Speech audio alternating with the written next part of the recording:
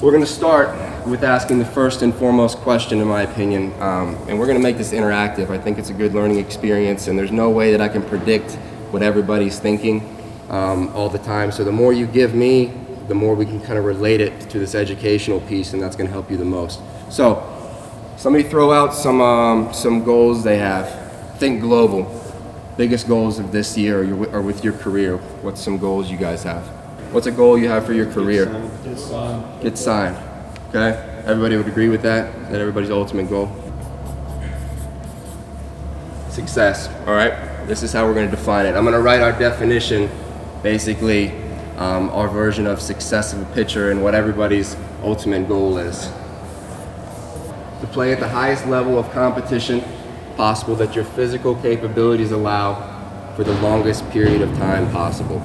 Okay, if you break that down, if you really think about it, that's probably everybody's goal here. Okay, now there's two things that stand out in this definition, which is the reason we wrote it this way.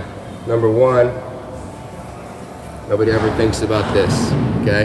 And it's probably just because you think you have to do so much more to kind of get there, and nobody thinks about actually sustaining. But guys, if you're not available, you can't throw. And there's a lot of different variations of injuries: tightness, soreness, discomfort, decreased velo. If you're not available at your maximum capability, then we have a problem, and ends up that's turning into an injury. The second piece, okay, that stands out to me, and this is the key, and this is, I think, where this process starts. Physical capabilities allow, okay? And Justin and I were just talking about this morning, but at some point in time, essentially the physical barriers that separate echelons of talent kind of disappeared as it relates to a baseball pitcher. Okay, so what I mean by that is if you see a sprinter, you see a jumper, you see a guy with like really good power, you automatically be like, man, that guy's really fast, or that guy's super talented.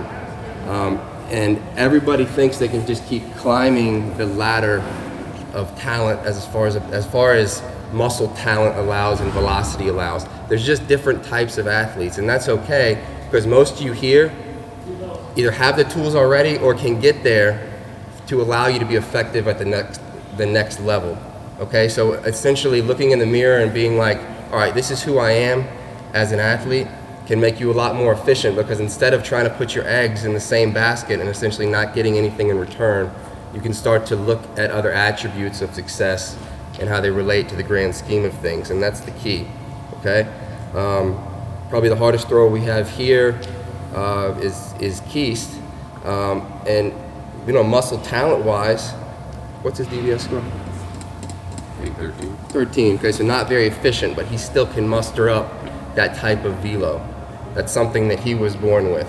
This is what we're going to go through. That's genetics. Okay, now if you're 90 and really inefficient, you can start to improve some things and get more, but muscle talent wise, you're never going to be a Keast. Okay, muscle talent wise, because he's really inefficient, he throws the crap out of the ball 95, 97, and that's okay.